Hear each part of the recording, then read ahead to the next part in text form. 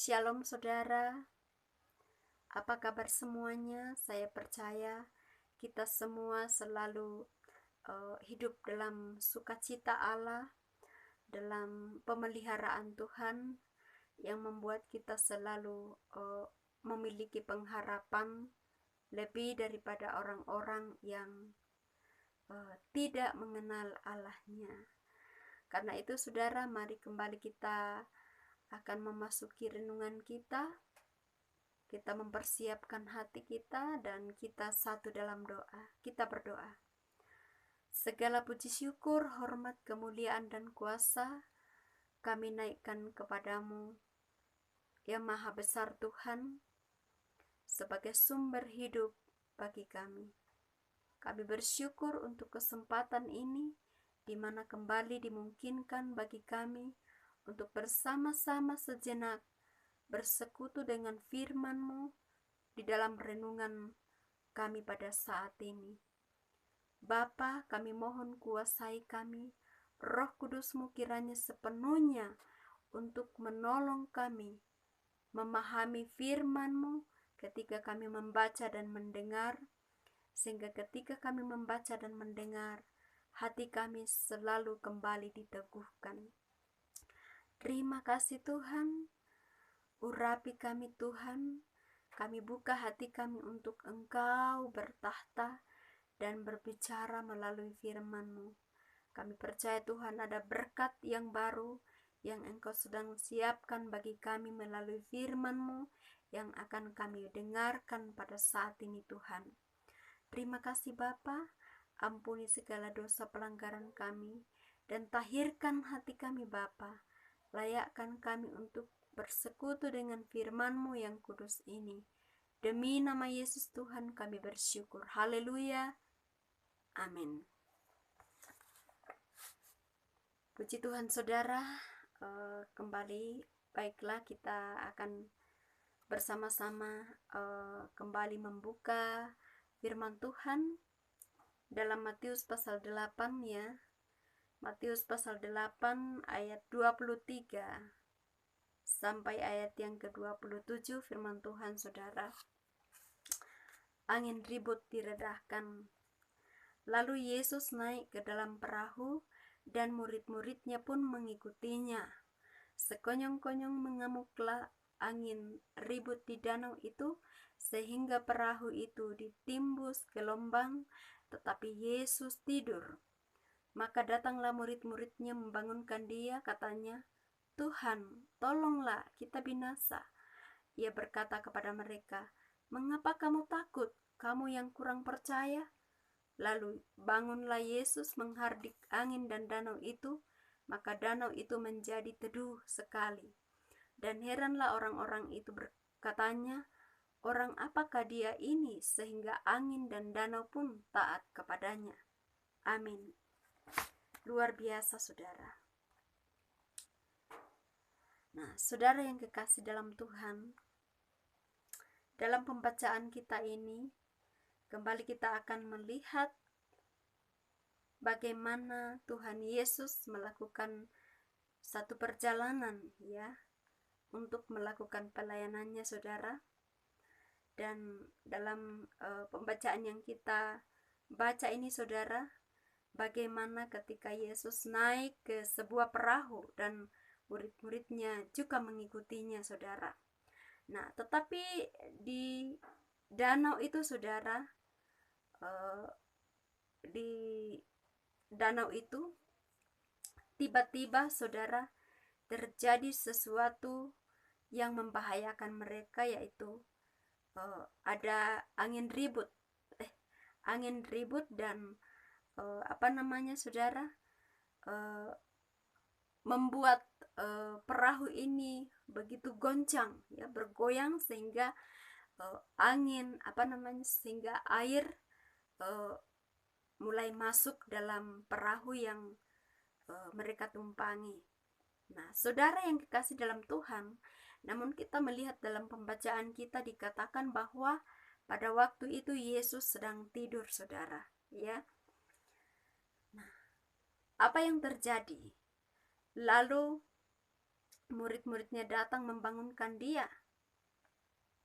Dan dia berkata, "Tuhan, tolonglah kita binasa." Saudara, murid-murid ini begitu panik, saudara, mendatangi Yesus. Nah, dan apa yang Yesus katakan? Yesus segera bangun, saudara. Dan dia berkata kepada mereka, "Mengapa kamu takut? Kamu yang kurang percaya."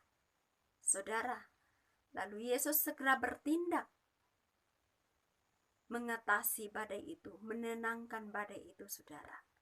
Nah, saudara yang kekasih dalam Tuhan, saya percaya ya, sebelum kejadian ini terjadi, saudara, Yesus sudah tahu bahwa nanti akan ada angin badai yang akan datang.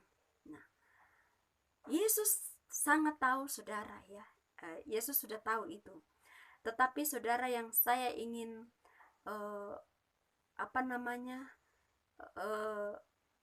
pahami di sini adalah bahwa Yesus, kalau kita melihat di keempat Injil ini, saudara, bagaimana Yesus terus menunjukkan perbuatan-perbuatan yang ajaib, yang besar, yang ditunjukkan kepada murid-muridnya, saudara, ya, untuk membuktikan bahwa dia itu Tuhan, untuk meyakinkan dan memperlihatkan kuasanya, bahwa tidak ada sebuah masalah yang tidak mampu ia atasi. Dan Yesus terus mengajar murid-muridnya, saudara, bertindak dengan iman. Nah, kita melihat, saudara, dari keempat Injil Injil ini ya, dikatakan Injil sinopsis karena memiliki kesamaan ya. Dan kebanyakan menuliskan bagaimana perbuatan-perbuatan Tuhan Yesus yang dilakukan ya, dengan melakukan mujizat-mujizat dan menyembuhkan orang-orang sakit, saudara, membangkitkan orang mati, dan melakukan mujizat-mujizat dan banyak lagi hal yang Tuhan Yesus lakukan dalam Injil-Injil yang dicatat dalam Injil-Injil ini, saudara, keempat Injil ini. Nah, Tuhan Yesus ini, saudara, terus mengajar murid-muridnya untuk hidup beriman kepada Yesus, saudara. Kenapa? Karena setiap hari dia mengikuti Yesus kemanapun Yesus pergi, mereka ikut, dan mereka selalu menyaksikan apa yang diperbuat Yesus, apa yang dilakukan Yesus. Nah, saudara, tetapi murid-murid ini tidak serta begitu imannya begitu kuat saat mereka melihat perbuatan-perbuatan Tuhan yang dilakukan Yesus dengan melakukan banyak mujizat ya. Tidak membuat iman mereka ini menjadi kokoh, tidak, saudara. Karena setiap kali mereka diperhadapkan sebuah masalah, saudara, mereka seringkali menjadi panik dan tidak tahu apa yang mereka lakukan. Dalam pembacaan kita pada saat ini, saudara, jelas Tuhan Yesus mengatakan kepada mereka bahwa mereka sedang dalam ketakutan dan tidak percaya, kurang percaya, saudara. Padahal Yesus sedang bersama dengan mereka. Tetapi kita melihat bahwa pada waktu itu Yesus sedang tidur di atas perahu itu, saudara. Nah, saya percaya, saudara, ya, Tuhan Yesus ingin melihat bagaimana reaksi daripada murid-murid ini ketika masalah ini akan datang menghampiri mereka.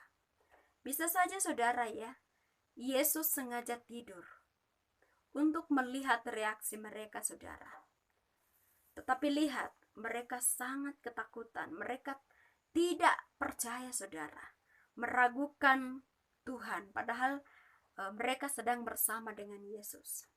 Nah, mereka takut saudara, dan Yesus segera bangun mengatasi badai itu saudara, sehingga mereka menjadi heran dan berkata, siapakah ini?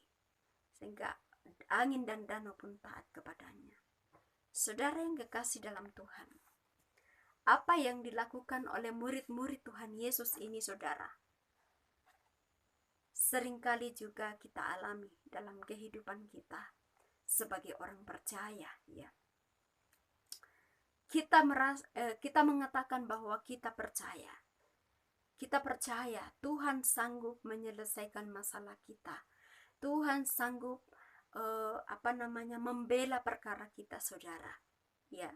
Tetapi saat kenyataannya terjadi, masalah itu datang, seringkali kita menjadi ketakutan dan menjadi tidak percaya lagi saudara. Menjadi ketakutan dan tidak percaya lagi, meragukan bahwa Tuhan sanggup menyelesaikan masalah kita. Kenapa? Yesus, kita berkata Yesus ada di dalamku, tetapi kita tidak melibatkan Dia untuk sepenuhnya campur tangan dan menyelesaikan setiap bentuk permasalahan kita. Seringkali kita mencoba untuk menyelesaikannya sendiri dengan kekuatan kita saudara, tetapi ternyata bahwa kita tidak mampu. Yang kita alami adalah takut, cemas, panik, dan nyaris kita tidak percaya lagi kepada kuasa Tuhan. Dan yang paling sadis saudara, ketika orang-orang percaya itu karena paniknya tidak mampu mempercayai kuasa Tuhan, bahwa Ia sanggup membela perkaranya, Ia sanggup menyelesaikan persoalannya, Ia mendatangi orang-orang pintar, Ia lari kepada orang-orang pintar yang katanya dia bisa menyelesaikan masalahnya saudara. Dia mendatangi dukun, paranormal, dan menanyakan permasalahannya. Itu yang paling fatal saudara. Apakah Yesus tidak cemburu saudara? Yesus sangat cemburu. Saya ingin katakan saudara, jangan pernah membuat Yesus cemburu dalam kehidupan kita. Dengan apa? Dengan cara apa? Dengan cara mengandalkan kekuatan-kekuatan kita, mencoba menyelesaikan permasalahan kita dengan cara kita sendiri, tanpa melibatkan Tuhan dalam kehidupan kita, dan membiarkan Yesus terus tidur dalam kehidupan kita saudara. Sehingga apa yang terjadi?